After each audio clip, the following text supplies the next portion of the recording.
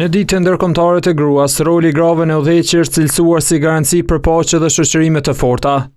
Presidenti Vjosa Osmani, njëherë shfituesja e çmimit 2025 Women for Peace and Security nga Asambleja Parlamentare e NATO-s, ka theksuar se lidershipi grave duhet të njihet dhe të mbështetet si një shtyllë e rëndësishme e proceseve demokratike dhe sigurisë në nivel global. Vitin e kaluar, pata nderin e madh të marrëçmimin 2025 për gra në paqe dhe siguri nga Asambleja Parlamentare e NATO-s. Ne e premtuam atë jo si një dallim personal, por si një kujtesë për misionin ton të përbashkët, të sigurojmë që lidershipi grave të njihet plotësisht si thelbësor për ndërtimin e paqes së qëndrueshme, forcimin e demokracive dhe formësimin e një bote më të sigurt për të gjithë. Thirrje për barazi ka bërë edhe kryeministri i Kosovës Albin Kurti. Dita ndërkombëtare e gruas na e kujton se barazia thret për veprim. Në Kosovë po fuqizojmë gratë përmes punësimit, të mbështetjes ekonomike, rritjes së pjesëmarrjes së tyre në vendimarrje dhe luftës kundër dhunës me bazë gjinore.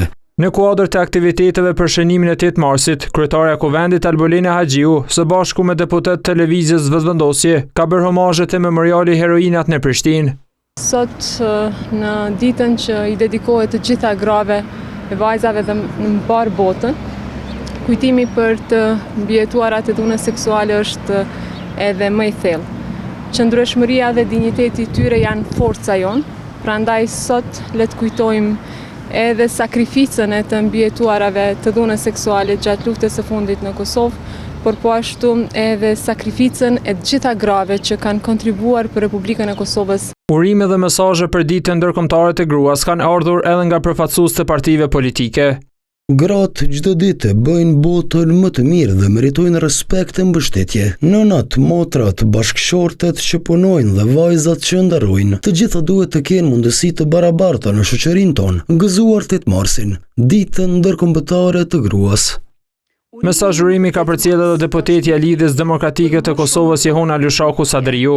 Gratë në Kosovë kanë dëshmuar se dinë të udhëheqin, të krijojnë biznese, të bëjnë shkencë, të udhëheqin institucione arsimore, të marrin vendime në të mirë të shoqërisë sonë. Por një e vërtetë mbetet e dhimbshme. 60% të grave në Kosovë janë ende të papuna. Kjo nuk është vetëm pa. Urim për gratë pati edhe deputeti i Aleancës për Ardhmërinë e Kosovës Time Kadriaj. Respekt dhe mirënjohje për të gjitha gratë që me forcën, mençurinë dhe përkushtimin e tyre e bëjnë shoqërinë më të mirë çdo ditë.